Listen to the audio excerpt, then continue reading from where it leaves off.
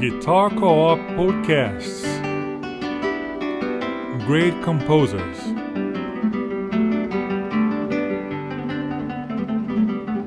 Conceived and presented by Fabio Zanon.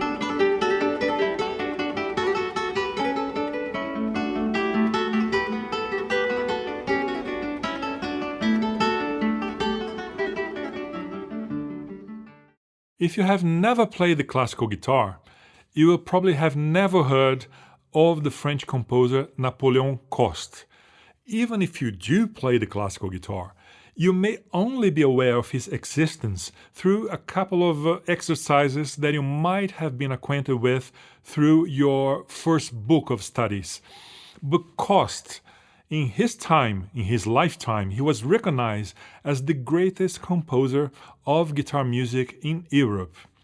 His career ran alongside that of renowned musicians like Chopin, Liszt, or Berlioz, and he probably hung around with Victor Hugo, Georges Sand, and Delacroix. As in a lesser sport or in chess, which is an activity where all the fans, all the supporters are also players, Coste was the number one at a time when the following for the guitar was losing ground in musical life in Europe and consisted almost exclusively of people who played the guitar as amateurs. But he worked at a moment in history whose aesthetic and philosophical formulations still find echo nowadays in our thinking, the Romanticism.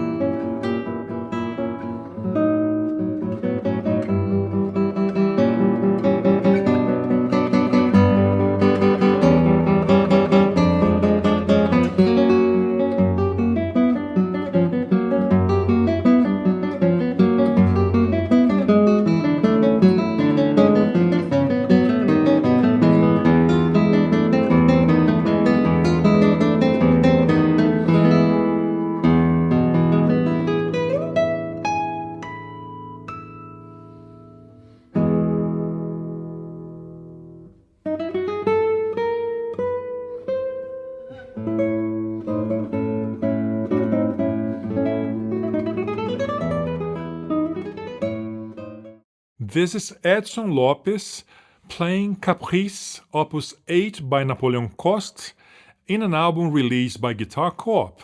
By the way, take the opportunity to listen to this music in full on the playlist that we have created for you. The link is in the description of this episode. Romanticism is a kind of a hangover of Enlightenment rationalism and a reaction to the changes in lifestyle brought about by the Industrial Revolution. In the moral field, Romanticism defends individualism, where passion and intuition are as legitimate as rationality for the understanding of the world.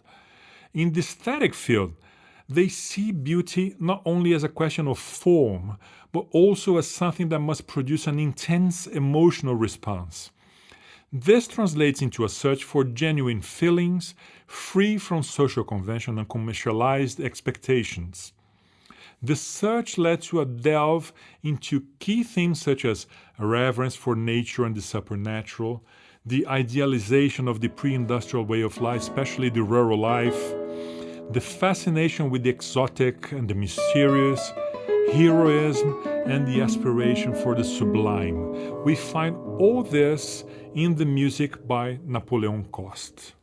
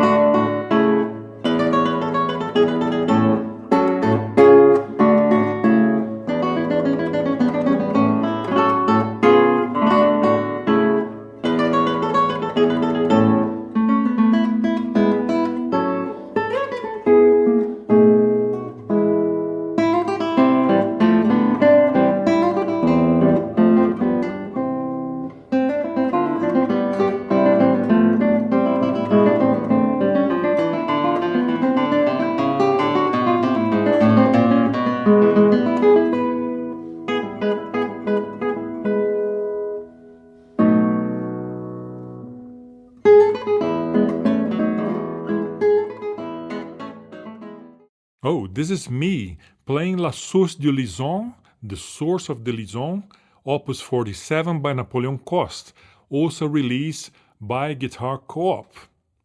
Coste's works are all about this individualism, and nearly all of them refer to some episode in his biography. In fact, this parallel between personal life and work ended up becoming the norm, not only among artists in the Romanticism, but until today. Most biographers nowadays try to find a parallel between, let's say, the music of Mozart and his biography, even though this is not always the case. But in the case of Coste, there's nothing that is more practical than to begin by telling a little about his life. He was born in June 27, 1806, the son of a captain in Napoleon's army. 1805, by the way, was a year of great victories for Napoleon, and Captain Jean-François Coste must have named his first son Napoléon with great pride. He was 51 years old. He was retired from military service and had been chosen mayor of the village where Coste was born, Amondans. By the way, the house where Napoleon Coste grew up is still the town hall in the village of Amondans, which is a bucolic village made up of about 100 houses. In Burgundy, it's close to the border with Switzerland.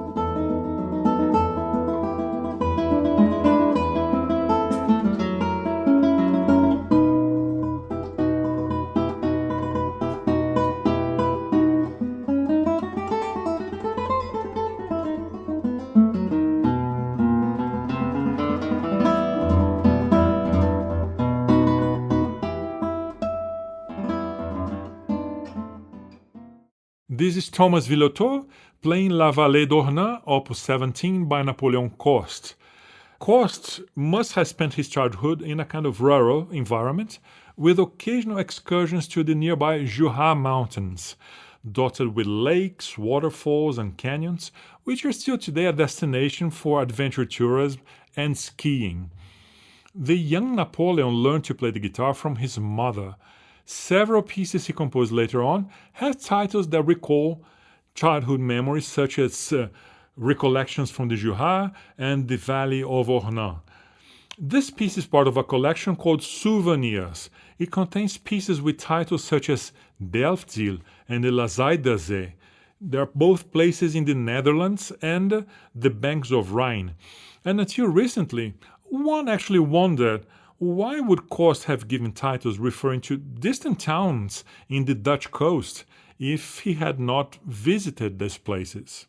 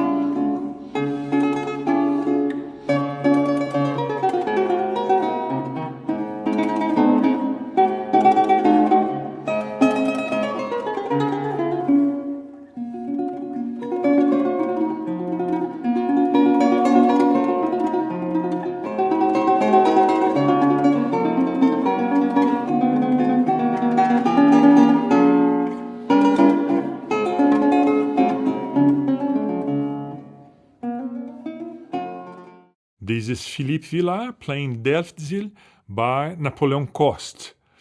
Recent research shows that Coste's father was sent to defend the French occupation on the Zuiderzee Bay.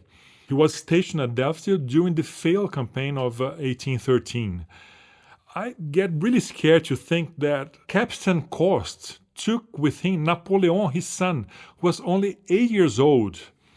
His father actually wrote a report of the British attack on the island of Languedoc. He describes it like this: "We are now 5 soldiers, including my son, who is only 8 years old, who has armed himself with a good saddle pistol and keeps a very good guard, both during the day and at night, watching the enemy closely." After evacuating Languedoc, Coste and his father took shelter in the fortress of Delfzil. Then they passed through the Zuiderzee during their retreat to Holland. Now we can hear the descriptive piece Les Zuiderzee, Opus 20 by Napoléon Coste.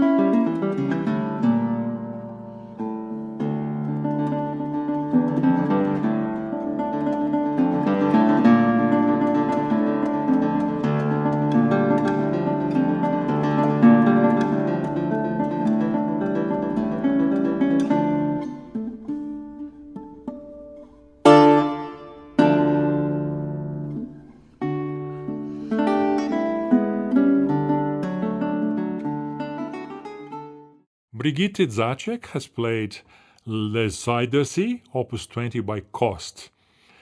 The first piece in Souvenir is The Valley of Ornain.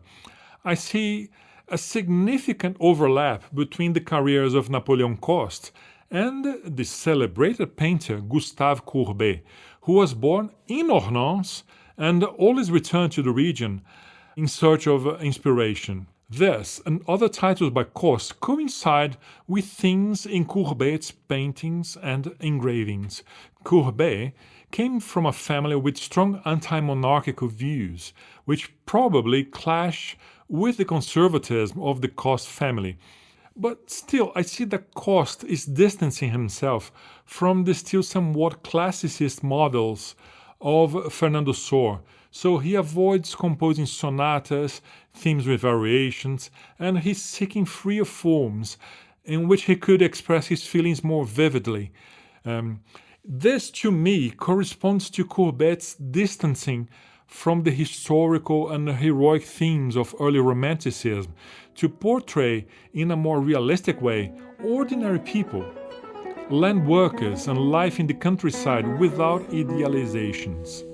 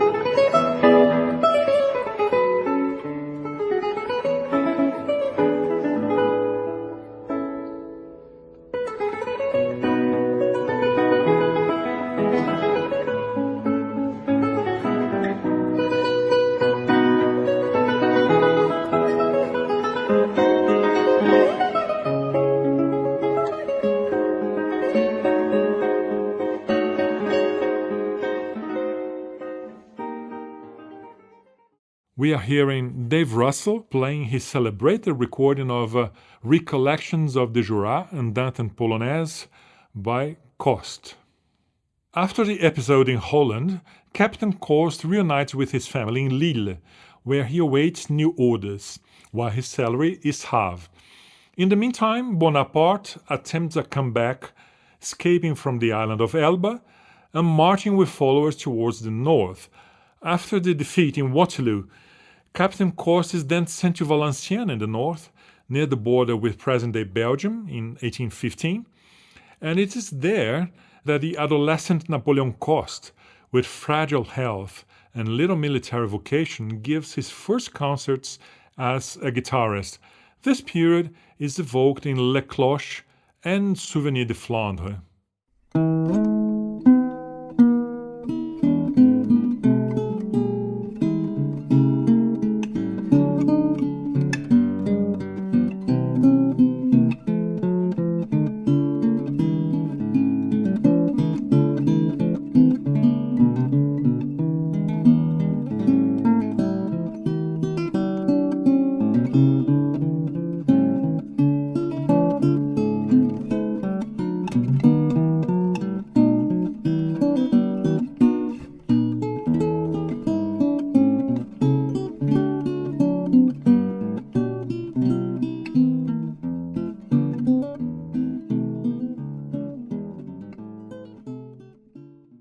This is John Schneiderman playing Les Cloches, or The Bells, by Napoléon Coste. The Italian guitarist Luigi Sagrini passed through Valenciennes, and the young Coste took the opportunity to share a concert with him. They played together, a duet by Giuliani, in fact.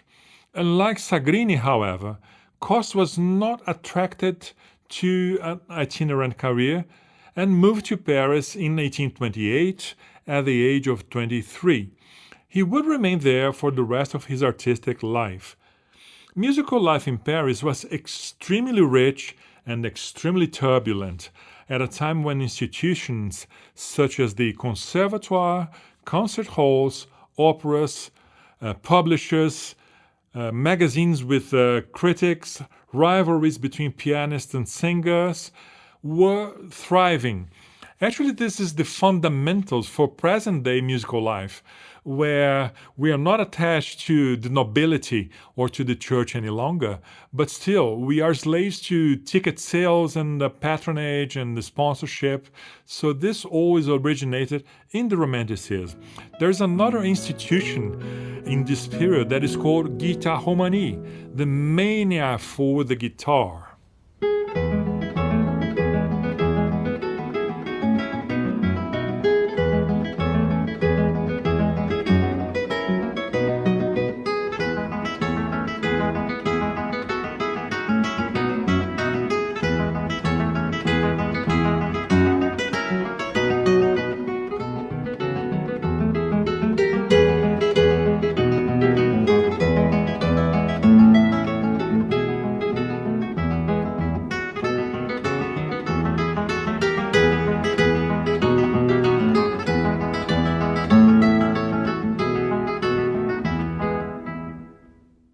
This is Duo Abreu playing theme and variations by Fernando Sor. Guitaromanie is a term used to describe a period of great popularity of the guitar in France, especially as a vocal accompaniment and in domestic settings. But it's also the description of the activity of concert artists such as Carulli, Carcassi, Aguado, and above all Fernando Sor, with whom Coste apparently took lessons and with whom he played duets. All of these guitarists, apart from their public concert activities, had teaching as their main source of income. The Paris Conservatory was established after the French Revolution and standardized musical teaching. All instruments had an official method, such as Baillot for violin, Burgmüller and Czerny for the piano, etc., etc. But the guitar was not taught at the conservatory. Thus, 130 independent guitar methods were published in a space of 100 years. 68 of them between 1820 and 1830, when Coste arrived to Paris.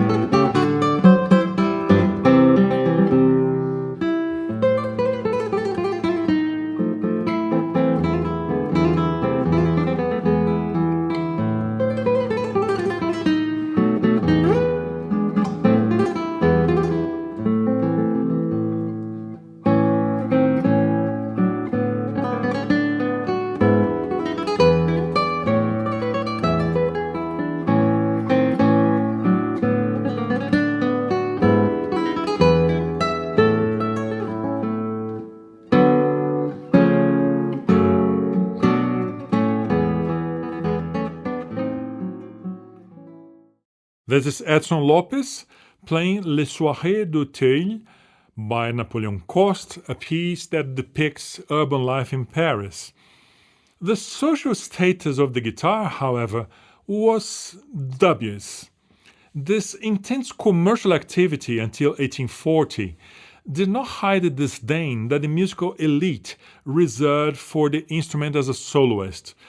Even luminaries like Sor, Aguado, and later on Coste were generally treated with condescending praise, with many lamenting that such a scintillating talent should be dedicated to such an ungrateful instrument.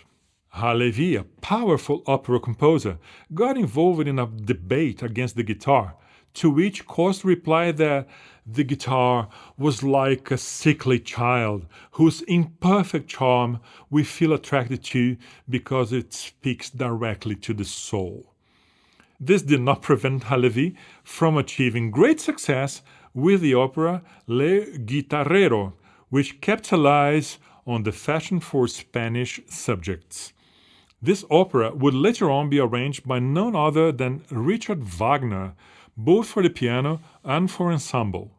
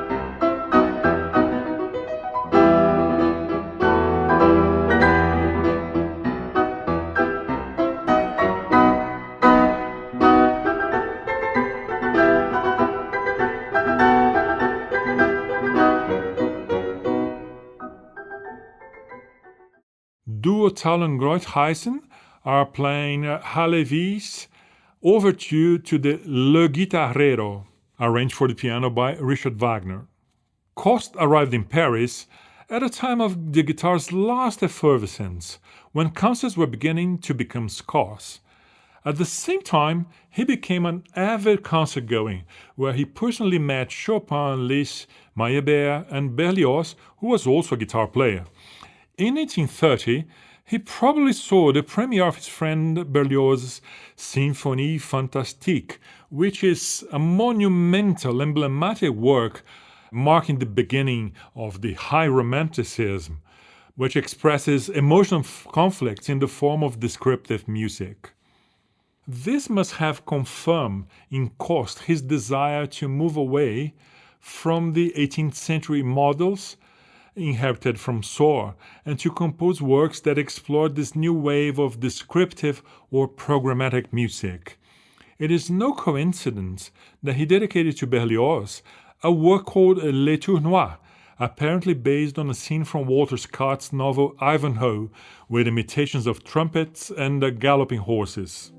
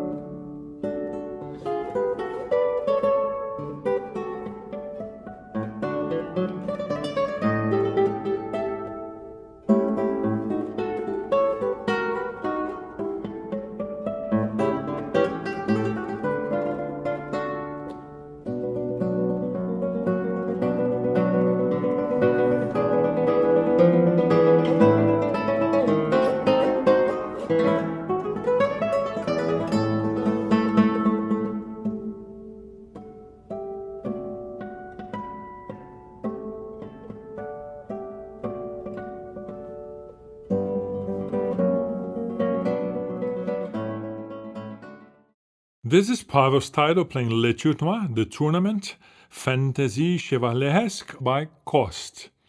The July Revolution of 1830 must also have favored Coste's immediate success.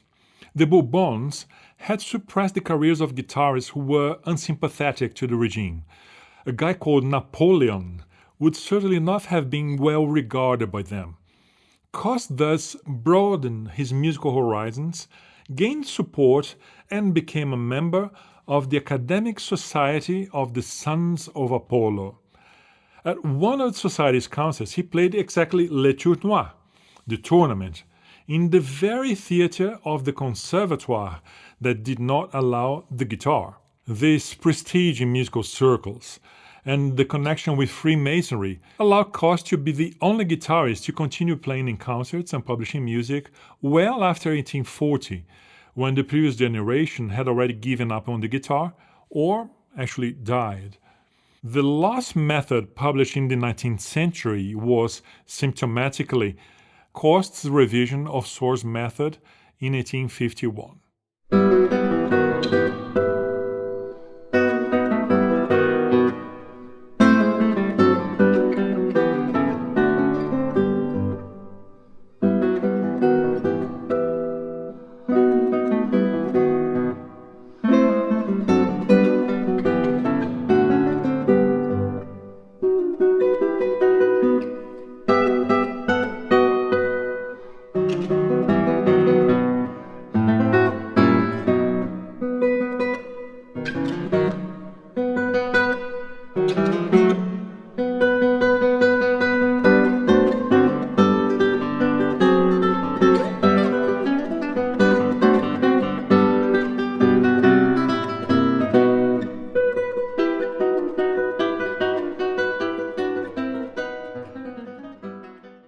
This is Flavio Apro playing Study No. 8 by Napoléon Coste.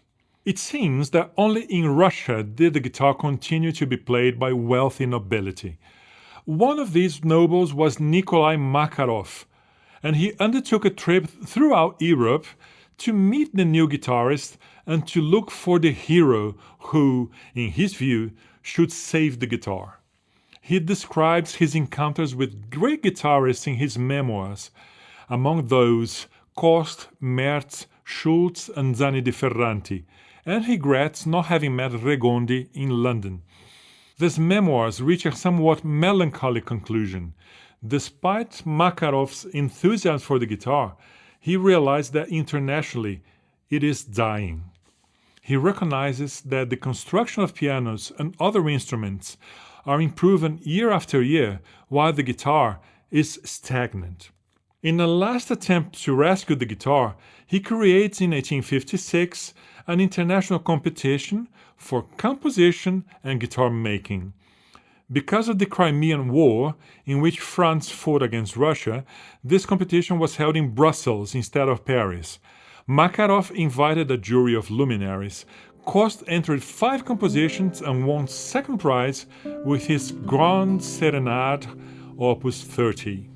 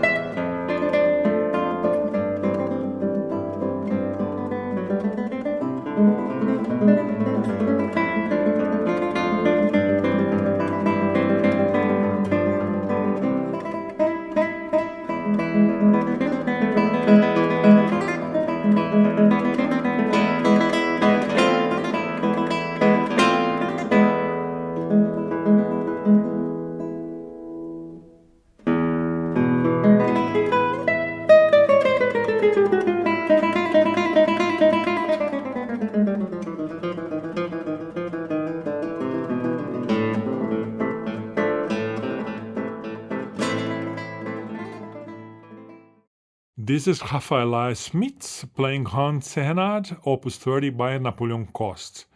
The first prize was won by the great Slovak guitarist Johann Caspar Merz.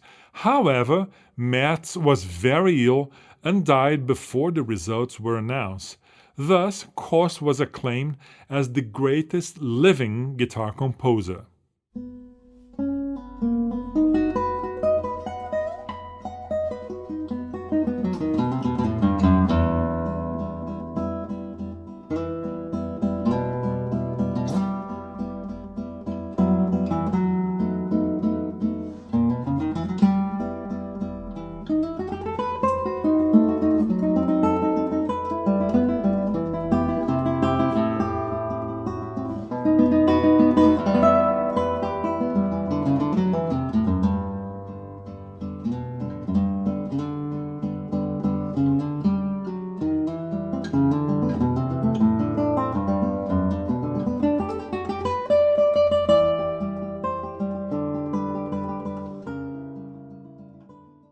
This is a piece called Le Passage des Alpes, The Passing of the Alps, Opus 27 by Napoléon Coste, played by Thomas Villottot. It is interesting to see how Coste reinterpreted some of the works entered in this composition. One of them, formerly called Autumn Leaves, was titled The Passage of the Alps, recalling Napoleon's journey to Italy in 1800. Another, The Hunt of the Sylphs, is a clear reference to Shakespeare's A Midsummer Night's Dream, with imitations of fairy songs, horn playing, and even the braying of a donkey.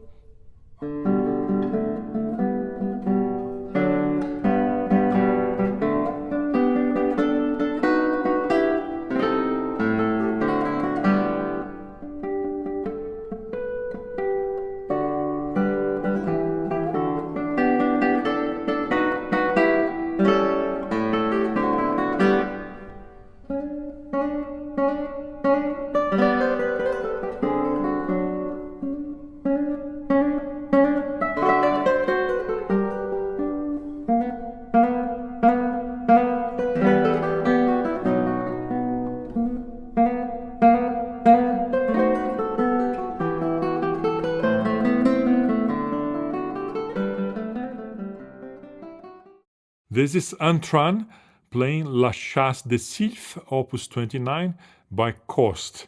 There is an intriguing story. Coste wanted to enter a piece called Le Départ, The Departure, in this competition, but the score did not arrive in time for the deadline. Le Départ describes the glorious return of the French troops after humiliating the Russian army in December 1855. Now, Makarov was a Russian nobleman.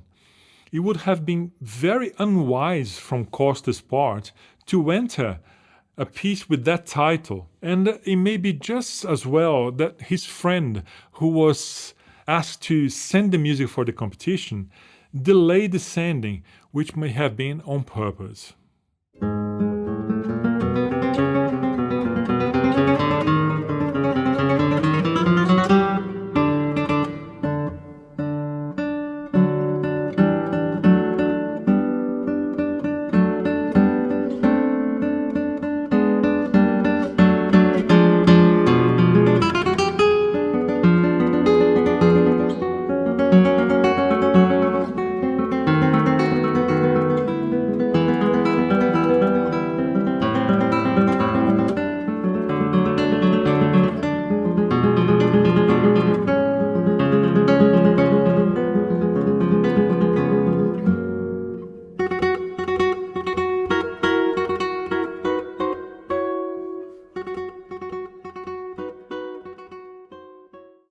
This is Alexander Whittingham playing Le Départ, The Departure, Opus 31 by Napoléon Coste.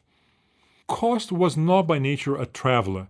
Instead of capitalizing on the results of the competition with an European tour, he just returned to Paris and witnessed the final decline of the guitar, when concerts and lessons came almost to a halt. He got a bureaucratic job in the city hall in Paris and continued to teach a few students and publish his works independently. Still, in 1872, he managed to publish his Étude de genre, opus 38, which has never stopped being played and has been inserted in very many guitar methods in the 20th century. In a way, the Etudes are Coste's most artistically elevated work, where the tradition of the evocative lyrical piece appears disguised by the technical purpose.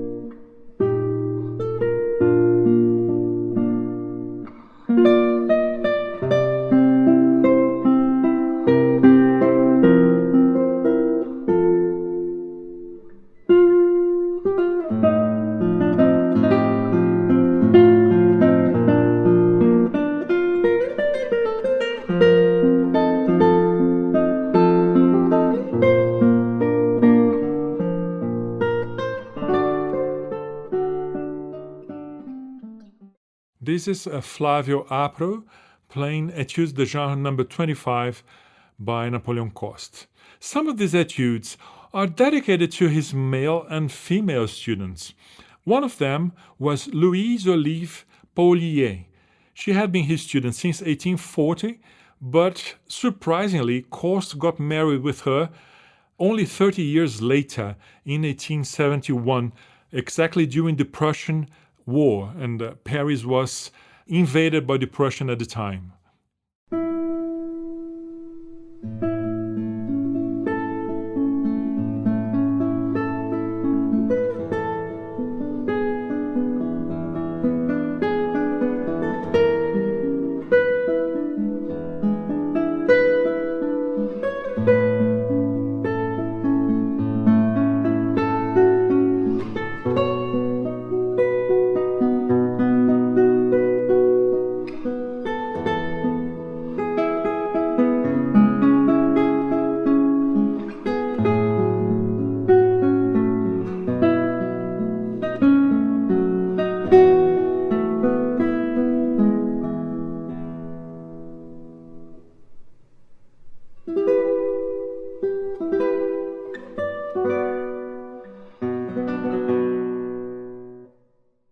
Flavio Apro is playing Etude number 14, dedicated to Napoléon Coste's wife.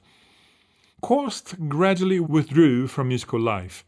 Many people explain this decline by two falls, one in 63 and the other in 74, when he fractured his left shoulder.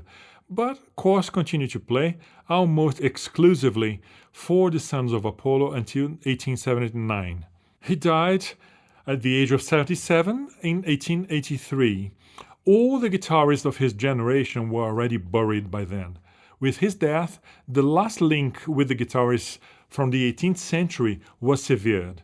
Did he, who never missed the concert, attend Tárrega's concert in Paris in 1881?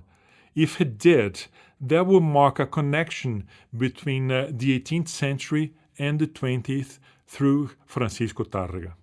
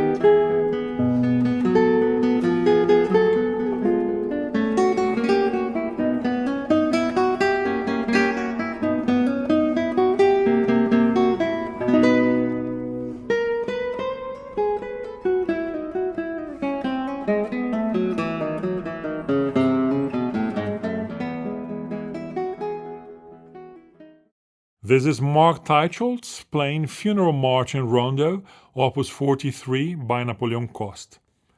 I think the story of empty prestige and local success holds a sad fact.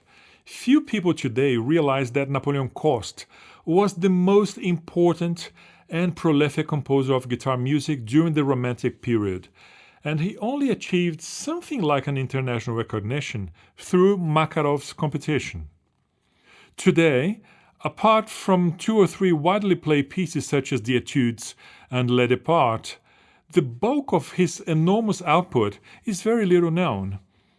It is really difficult to bring music with such a specific taste into the 21st century, in my opinion. The sentimentality, descriptive effects seem somewhat childish today, in my opinion.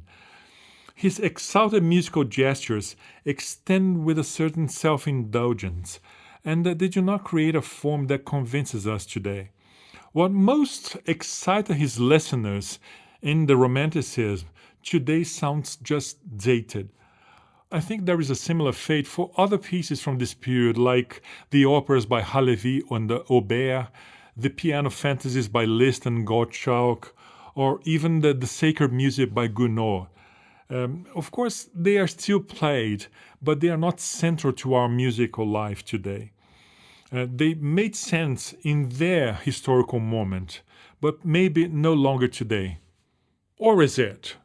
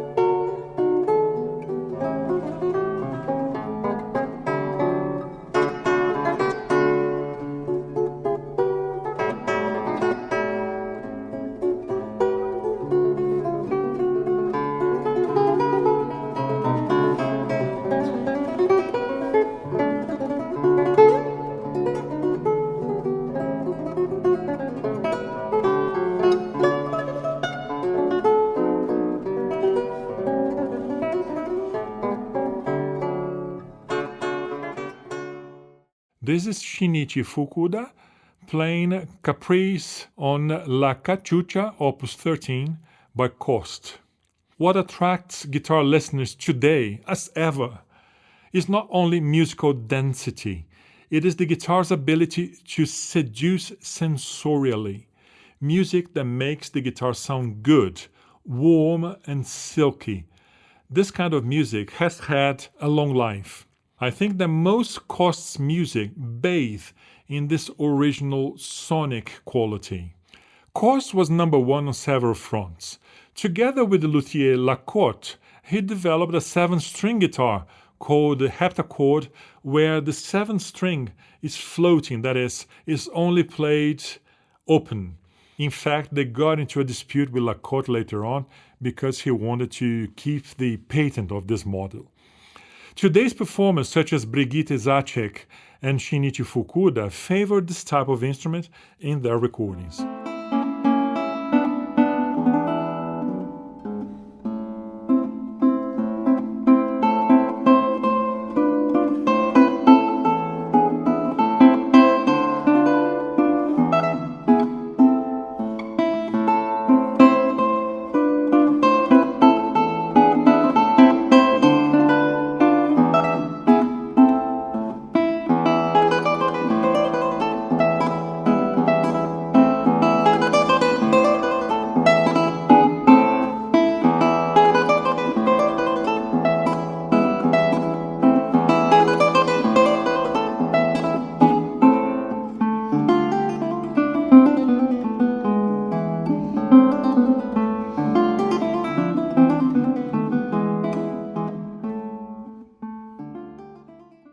This is Brigitte Zacek playing Valse Favori by Napoléon Coste, Opus 46, on the heptachord guitar.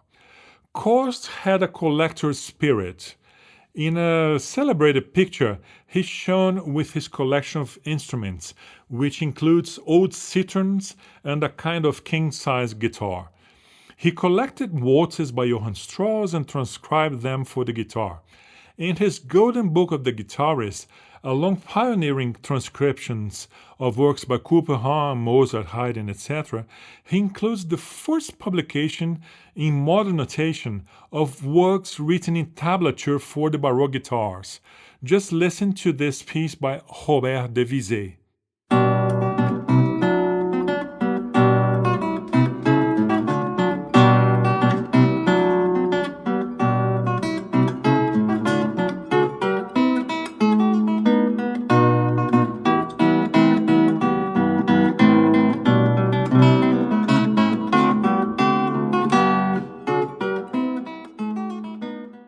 We just heard Carlo Fierens played a piece by Robert Vizet that is included in the Livre d'Or du Guitariste by Napoléon Coste.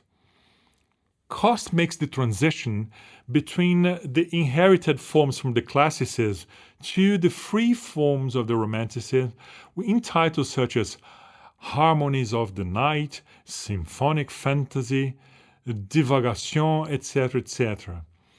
This gives him scope for a new style of descriptive effects, dispensed in a sort of a free flow of emotions. In them, he uses onomatopoeia, rhetorical devices, fixed ideas, etc., like a true enfant du siècle.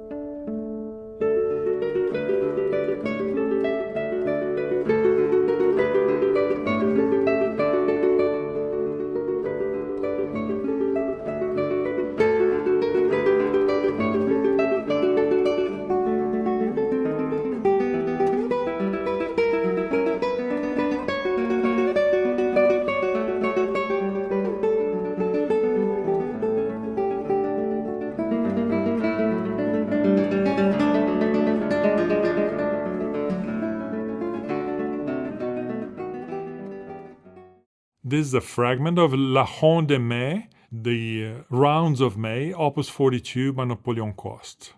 Coste was also a pioneer in the formation of guitar with oboe, for which he left a couple of very good pieces.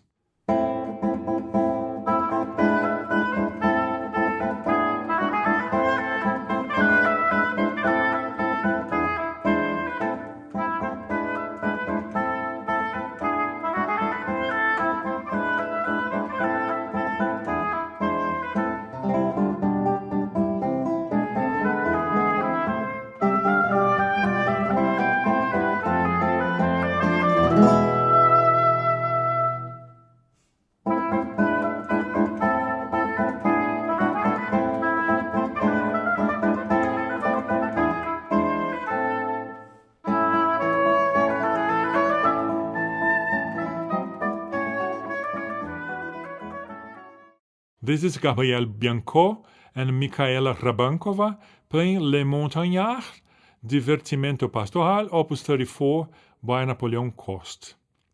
No renowned guitarist in the 20th century performed or recorded music by Coste. No Segovia, no John Williams, no Bream or Yepes. They never played his concert works, only a few etudes, especially the difficult speed study number 23 that was popular in a celebrated recording in the early 20th century by Miguel Llobet.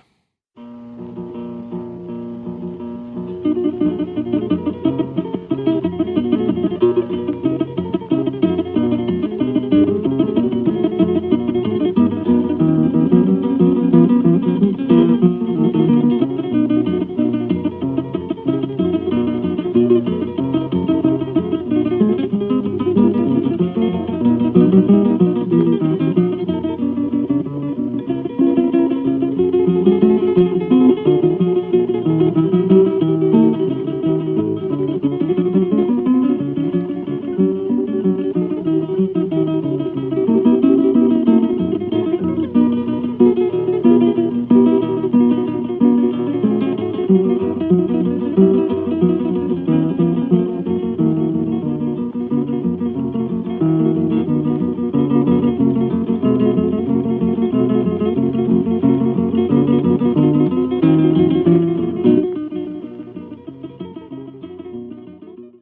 is Miguel Llobet playing the difficult study number 23 by Coste.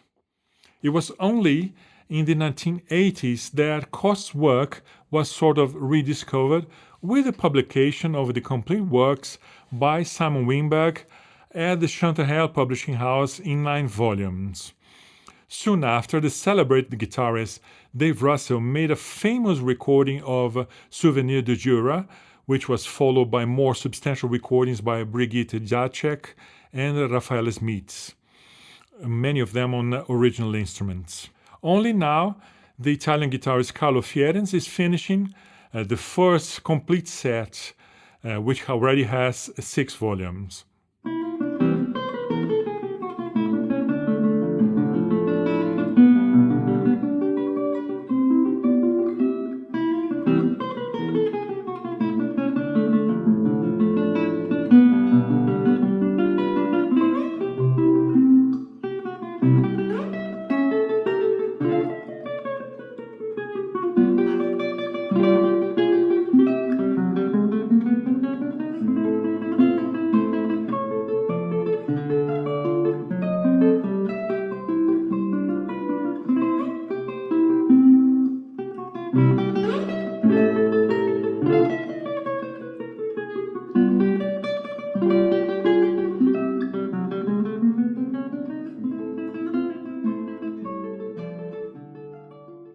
This is Carlo Fierens playing a fantasy on a motif from L'Armide by Napoléon Coste. In South America, Edson Lopes recorded 2 of Coste's best pieces through GuitarCoop, and Flavio Apro has recorded the 25 Etudes Opus 38 with mastering. By the way, don't forget to look out for the link to the playlist which we prepared especially for you, which includes the works on this episode in their entirety. You can find the link in the description that accompanies this podcast.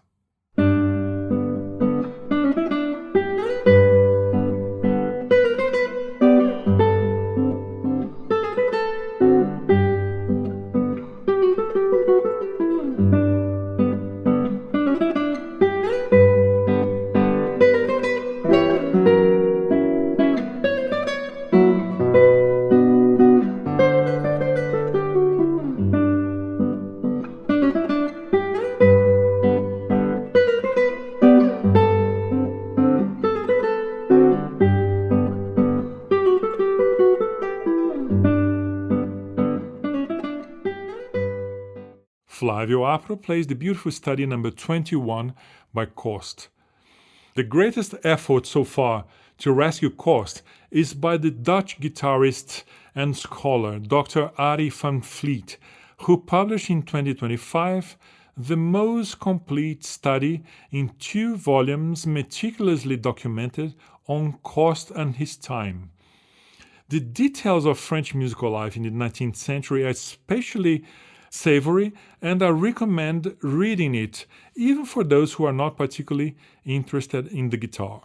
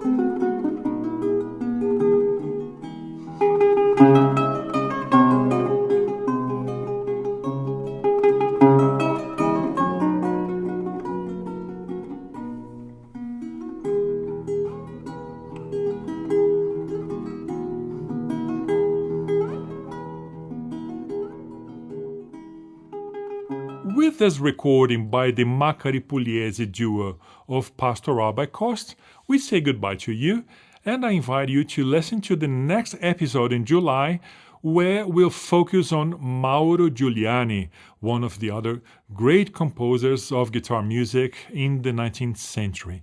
I want to thank Henrique Caldas for the technical works, and say farewell until the next episode. Guitar Co-op Podcasts. Great composers.